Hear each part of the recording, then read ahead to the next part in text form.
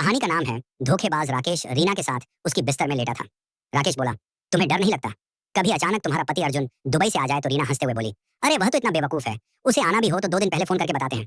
तभी रीना के फोन पर अर्जुन का फोन आया। अर्जुन ने उसे बताया कि वह 2 दिन के बाद इंडिया में छुट्टी पर आ रहा हूँ। रीना ने राकेश की तरफ हंसते हुए देखा और बोली, मैंने कहा था ना, एक नंबर का बेवकूफ है। अर्जुन मर्चेंट नेवी में काम करता था। अभी 1 साल पहले ही अर्जुन और रीना की शादी हुई थी। शादी के 6 महीने के बाद ही अर्जुन शिप पर दुबई चला गया। राकेश रीना से बोला, ऐसे चुप चुप के मिलने से मैं बहुत परेशान हो गया हूँ। रीना बोली, डार्लिंग परेशान तो मैं भी हो गई हूँ। राकेश सिंह से बोल, सुनो मेरे दिमाग में एक आइडिया आया है। राकेश सिंह को धीरे से कुछ बताने लगा। 2 दिन के बाद अर्जुन बहुत सारे गिफ्ट लेकर घर पर आया। रीना अर्जुन को देखकर उसे ऐसे गले लिपट गई जैसे उसके बिना वह तड़प तड़प के दिन गुजार रही है। 2-3 घंटे के बाद राकेश भी घर पर आ गया। राकेश अर्जुन का बचपन का दोस्त था। राकेश बोला, अर्जुन शिप पर भी क्या शेरो शायरी करने का मौका मिलता है? अर्जुन बोला, बिना काले कोट के कोई लॉयर नहीं होता, वैसे ही बिना शेरो शायरी के कोई शायर नहीं होता। राकेश बोला, अर्जुन तेरी आने की खुशी में मैंने कल सुबह एक ट्रिप ऑर्गेनाइज की है। पास में ही एक बहुत खूबसूरत हिल स्टेशन है। हम तीनों कल मेरी गाड़ी में वहीं जाएंगे। अर्जुन मान गया। अगली सुबह वह तीनों राकेश की गाड़ी से हिल स्टेशन पहुंच गए। राकेश ने एक जगह पर गाड़ी लगा दी और अर्जुन को बोला, अब यहाँ से हम तीनों को चढ़ के जाना पड़ेगा। ये इलाका बहुत ही सुनसान था। अर्जुन दा कैसे बोलना, ये कैसा हिल स्टेशन है, यहाँ तो कोई भी नहीं दिख रहा है। राकेश बोला, आज मंडे है ना, इसलिए यहाँ कोई नहीं है। सैटरडे संडे को बहुत भीड़ रहती है।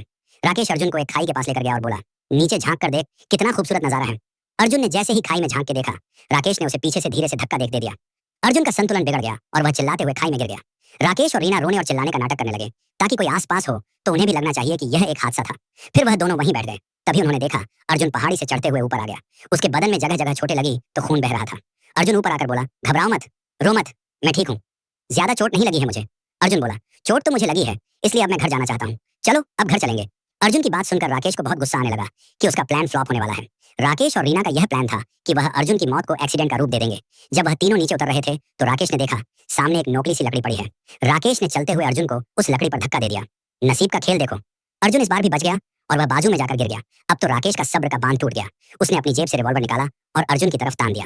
राकेश बोला, बस अब बहुत हुआ, मैं और रीना एक दूसरे से बहुत प्यार करते हैं और तू हमारे प्यार के बीच का रोड़ा बना हुआ है।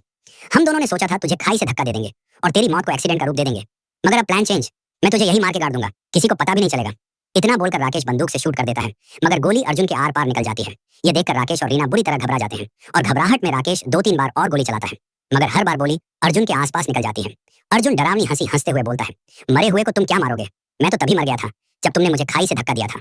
मैं तो बस ये देखना चाहता था मुझे मारने के लिए तुम किस हद तक गुजर सकते हो। ये सुनकर राकेश और रीना डरते हुए खाई की तरफ भागते हैं और नीचे झांक कर देखते हैं। नीचे अर्जुन की लाश खून से सनी पड़ी थी। ये देखकर राकेश और रीना तो डर से कांपने लगते हैं। तभी पीछे से अर्जुन की आत्मा बोली, अभी तुम दोनों मरते मरते एक आखिरी शेर सुन लो। मुझे तो लगा था तुम दोनों मेरे सर का ताज हो, मगर तुम दोनों तो बस धोखेबाज हो।